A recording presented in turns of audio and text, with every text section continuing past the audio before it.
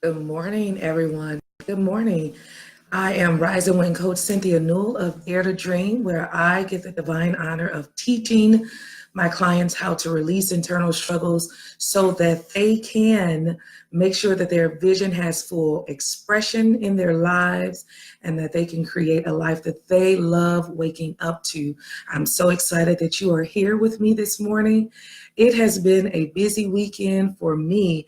I was able to go share poetry with some children that were in the St. Vincent's orphanage and preach an empowering message at Bethesda Temple Alton yesterday titled Arise and Go. So I am a little tired today, but nevertheless, I wanted to honor my word and come here today to share a tip that's going to help you with releasing internal struggles, so that you can walk in newness, so that you can enjoy the life that you wake up to every day. That's my only goal as Rise and Win Coach here at Dare to Dream, is to support you with this. And so I want to thank you for taking time to be here this morning. And for those of you who are watching the replay, I'm so glad that you're here. I'm going to put my phone on silent so I don't get any oops,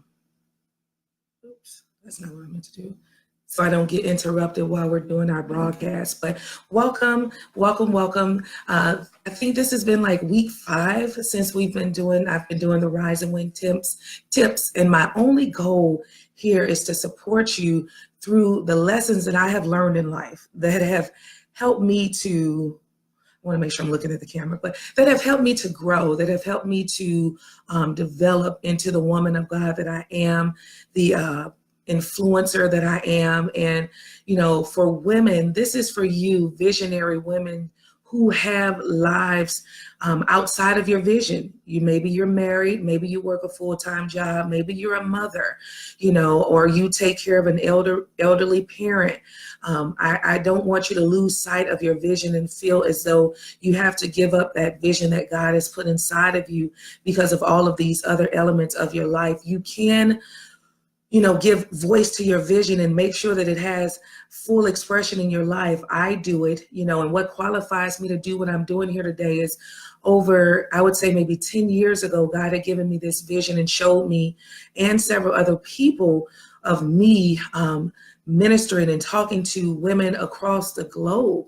And, at that time where I was emotionally and how I felt about myself, I didn't think that that was something that I can do. A lot of times when I would get up, I would forget what I was supposed to say. Of course, I didn't feel comfortable being in front of people because of those thoughts that played in my mind about what I look like, what I should look like, who I'm supposed to be. And God took me on a journey, and so maybe about 2 years after receiving that vision and that prophetic word, I aligned myself with it and I started saying, okay, well, maybe this is possible. I had worked at a Fortune 100 company and got myself promoted up into upper management. And that's when I began to really coach and mentor and develop, other individuals. And I started to see the possibilities. And from there, God began to build my resilience muscle, and he began to impart in me wisdom that was beyond my years, at the time, but life still continued. And so we fast forward to now, having been diagnosed with colon cancer, having had a child at 39 that I did not plan on having suffered 2 miscarriages, being homeless, being divorced, to remarry, having teenagers, a teenage pregnancy. I never lost sight of the vision and the promise that God had given to me. And so here I am today with you, encouraging you, empowering you, hopefully inspiring you to never let go of the vision that God has given you. And along the way, we have those internal conflicts as moms. You may wrestle with guilt, wanting to devote time to maybe that book that you're writing and you have to steal away from the kids for a little bit, or a speaker, you have to travel and you're not as home as much, and the kids may not get those home cooked meals. But I want you to know that that doesn't make you a poor mother. It doesn't mean that you don't love your children. And so my goal here is to support you with releasing those internal conflicts and helping you maximize your life and the time that you have, so that you don't feel last and you don't feel lost in your life. Okay, so today I'm going to be talking about a rise and win tip that I'm going to be sharing is about taking ownership. It requires a level of maturity to take ownership of your life. It's very easy to blame other people for how things are turning out in your lives. But when you take ownership of your time, how you're using your energy, your focus, how you use your financial resources, then can you only see that you are truly in the driver's seat, and you dictate, really a lot of how your life is going to go. So this lesson came about in a very interesting way. My grandson, if anybody have been following me for quite some time, I love my little grandson, Carson. He's a mighty man of God at 4 years old. He's a great little guy. But he was living with me, for quite some time. And during the course of him living with me, there was one particular day I was getting ready for an event. And from time to time, I wear contact lenses just to give show my beautiful little eyes. And so we had 2 bathrooms in the house, and I had my contact lens solution and my contact lens case. They were in the bathroom, in the main bathroom that everyone primarily used. Thanks for joining. And so I had my contact lens case in the bathroom sitting on the sink. Hello, Miss Slate. Thank you for being here. It was nice to meet you yesterday at Bethesda Temple of Alton. I'm so honored to have you with me today. I won't be before you guys long, because I know Mondays are primarily busy days or whatever. But let me just share this. So I had my contact lens case and my solution on the sink, and in my mind, it was going to be there when I needed it. And so my little grandson Carson, God bless his little heart. So I was getting ready for this event, and I went into the bathroom to start putting my contacts on. Welcome, Miss Shelley McMullen. I'm so glad that you're here. Thanks for joining us this morning. I went to put my contacts on, and when I opened up the case, my contacts were not there. And I was thinking, thank you. I was thinking like, oh my God, where are my contact lenses? And God has gifted me with, some people call it intuition. Some people call it a prophetic gift. It's an inner knowing. And so my inner person said, Carson did something with your contact lenses. And so I'm like, oh my God. The sink didn't have the little thing that covered the drain. And so I'm thinking, awesome. Thank you. It was an honor to meet you as well. And for sharing your story. I look forward to seeing, what God is going to do for you and through you, Miss Slade. So you be encouraged to keep walking the good walk of faith and trusting God every step of the way. So I said, Carson, I knew Carson did something with my contact lenses. So I went and grabbed my grandson. I love him. And Carson has only had maybe one little butt whooping from me in all his 4 years of living. But I went and got Carson, and I said, Carson, brought him into the bathroom. I said, Carson, where are my contact lenses? What did you do with them? And Carson, he began to construct his little story. Well, Yaya, that's what he calls me, Yaya. They had this water in them, and so I poured them down the drain so I could clear out the water. And I said, you what? You poured my contact lenses down the drain? Well, yeah, they had this water in them. And I'm just like on 10. Now, the reason I'm on 10 and I'm very upset is because that was my last pair of contact lenses. It was time for me to see the doctor, the eye doctor, to get some more. And those were the very last ones that I had. And so it interrupted my plan. It interrupted the vision that I had to wear my contact lenses. I usually wear some lash extensions with my contact lenses. I had my face all made up in my mind of how it's going to look. You know how we do? We plan it out and we set it up of how we're going to have things go. And then there's something that comes in that throws everything off, And so Carson, by him pouring my contact lenses down the drain, that threw everything off, and I became angry. And so I pointed my finger at Carson and I started to reprimand him, but the Holy Spirit convicted me and said, what role did you play in this? And so I told Carson, I said, I'll talk to you later, little boy. And I sent him on his little way, and I went and I sat in a little meditation closet. And sometimes we want to blame and point the finger at other people, but God showed me clearly the responsibility that I had in him throwing my contact lenses down the drain. And it's not something that you want to hear at that particular time because you're angry. You don't want to hear you was part of this problem. You want to hear and you want to play in your mind over and over what happened to you, but God began to deal with me and say, you have to accept ownership, take ownership for how you contributed to this experience that you're having. Let's look at Carson for a moment. And I invite you as I walk through this, and this is what God walked me through, as you think about those situations where maybe you're upset with a loved one, or maybe you've ended a relationship with someone, maybe you and somebody just can't see eye to eye, maybe something is just not quite going right in your life, and you can't understand, why do I keep repeating these same cycles? Why do the same thing keep happening? I want you to think about those situations as I walk through the steps that God had me walk through of taking ownership in the situation of my grandson throwing my contact lenses down the drain. So he said, look at Carson. Who is Carson? Carson is 4 years old. At the time, he was 3, actually. But when you look at a 3-year-old, they are curious. They want to know how things work. They want to see what's going to happen if I do this. And they get excited about stuff that they've never seen before. And so I would say to you, look at the context, look at the person that you're dealing with. See, we want to look at just bits and pieces of a thing, but we got to look at the whole thing. And a lot of times that emotion will jump out front first. But if we step back and we allow ourselves to just digress for just a minute, then we can think a lot clearer. So,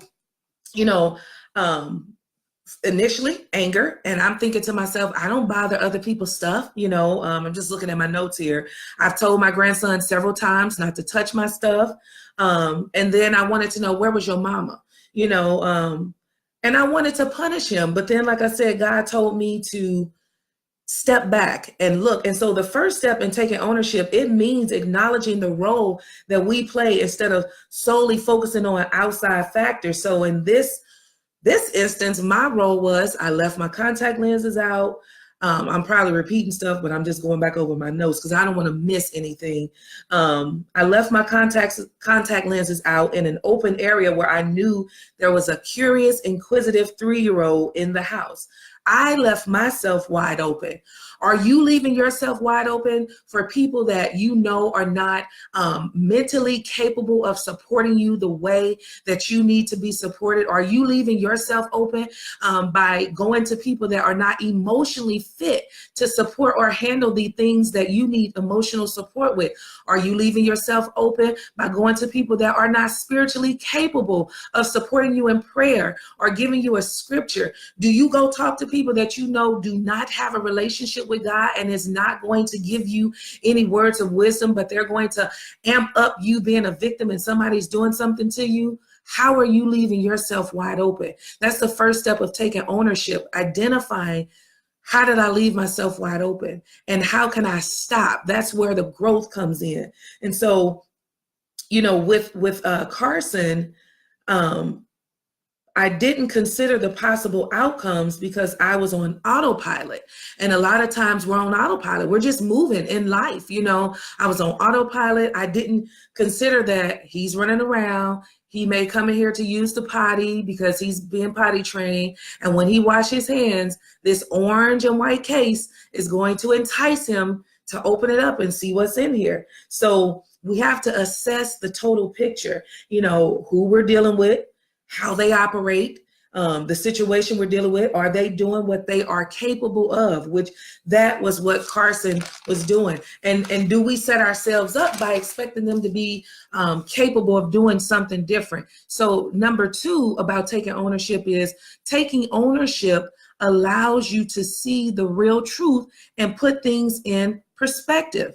So, you know, when I sat down and I thought about it, you know, I set this up and I have to take ownership. And what I did was I learned a very valuable lesson but not good enough, because let me tell you all what happened. So a few days later, I had left my contact lens solution on the sink. And moving in autopilot, I didn't think twice about it. I just left it out because I'm like, well, I don't have any contact lenses anymore. I didn't even think that far into it. You know, as I think about it now, that's probably what was the driving force. But when I came into the bathroom, I see that my contact lens bottle is squares all up, giving all indications that it's empty. There's nothing in there. And instantly I knew Carson. And instantly it was just like, you know what? You just got to do better. You know, you can't leave these things out because he's going to get to them. So taking ownership makes you more self-aware. Knowing the role that you play and how you attribute it to the situation, it gives you the chance to make a different decision so that you can have a better outcome. You know, and so going forward, you know, Carson and I, we had a conversation. I talked with him.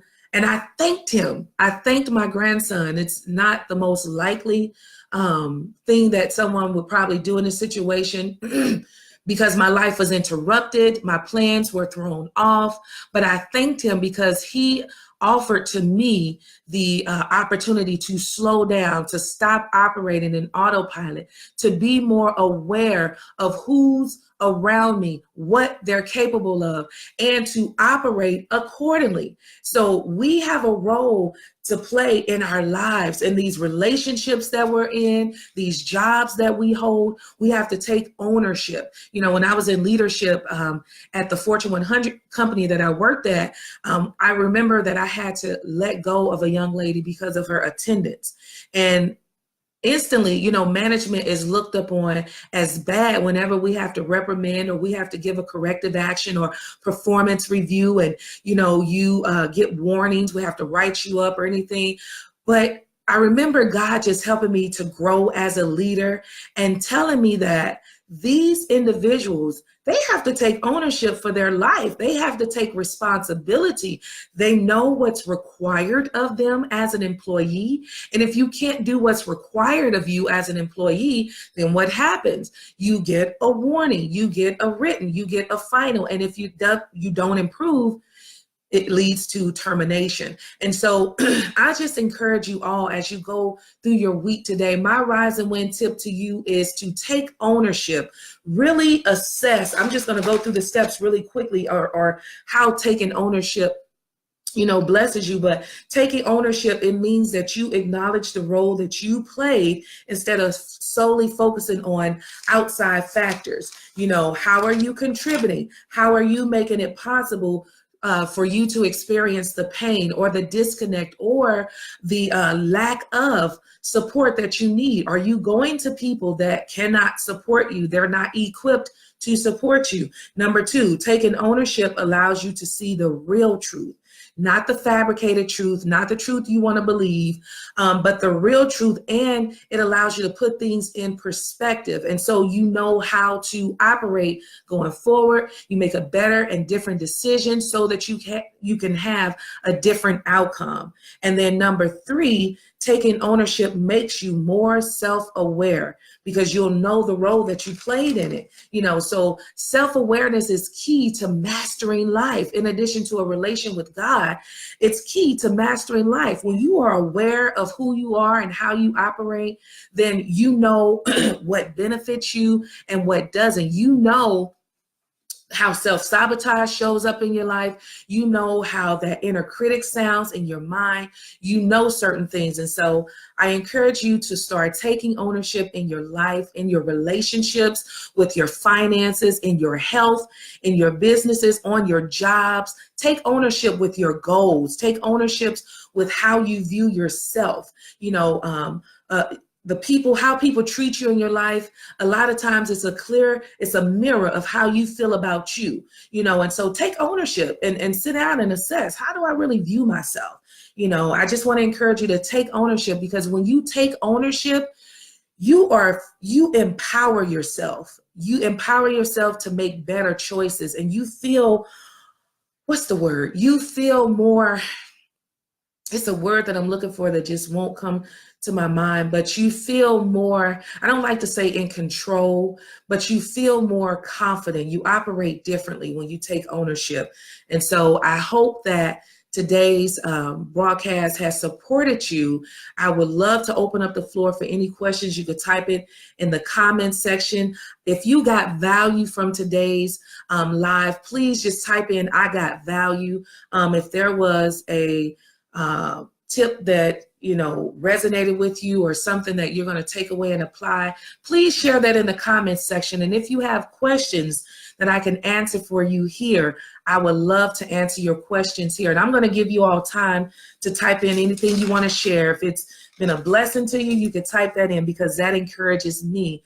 But while we're waiting on questions to come in, I just want to share the focus of next month's Rise and Win tips. So we know that next month is Women History Month. And so I thought how befitting for me to offer Rise and Win tips directly for women dealing with self-care. And so that's going to be the sole theme and focus next month on the Rise and Win tips. So I'm going to be offering you tips on how to self-care practices that make you feel free, self-care practices that make you feel important, self-care practices that make you feel heard, and self-care practices that make you feel alive and that you are, on the right track. And so I want you to tune in. Make sure that you share the broadcast with your girlfriends. Invite them to like the page, Dare to Dream, Spiritual Life Coaching Practice. I'm here every Monday, and God has even given me a training for you guys, and I'm going to start in the month of March, and I'll be here on Sunday evenings, and it's a training on how to create a life that you look forward to waking up to. And so the Rise and Win teleseminars, they'll be back next month. Every month we'll have a different teleseminar, and you can join and talk with me offline during the teleseminars. If you haven't become a part of my community, I want you to go to my website, www.cynthiasnewell.com, and I want you to, I'm going to put it in the comments section. Sometimes it's hard for me to talk and type, but, and I want you to join my community, because you get, weekly nuggets of inspiration. I share empowering messages, and I'm just going to scroll through just to make sure that I see your comments, because last time I missed some comments, but thank you. I'm so glad you got value today. Thank you for being here. But if you want to, I would love to have you be a part of my community, where I send out, nuggets of inspiration through email. There are trainings that you get, recordings that you get that you don't get here. I just, love to have you be a part of my community. And for anyone who's watching the replay and here live, I want you to make sure that you stay tuned, because I'll be sharing more about my 3rd annual Sisterhood Empowerment Walk that will be happening April 27th, 2019 at Spanish Lake Park. It's a time that commemorates the loss of my best friend, Darlene Renee Boyd, who passed away. This is who I was talking to you about yesterday, Jen, from breast cancer. And it's a way to keep, our friendship and our bond alive. And so I have this walk every year. I started it the year she passed as a way to cope with her death, and not fall into a pit of depression. And so women from all walks of life, we come together and we, excuse me, we enjoy beautiful Spanish Lake Park. There are vendors who come out and share their products and their services with us. And we have Fit Diva. She's going to be a part of the walk again with us. And so it's going to be amazing. And I hope that you all will be able to come out this year. It gets bigger and better every year.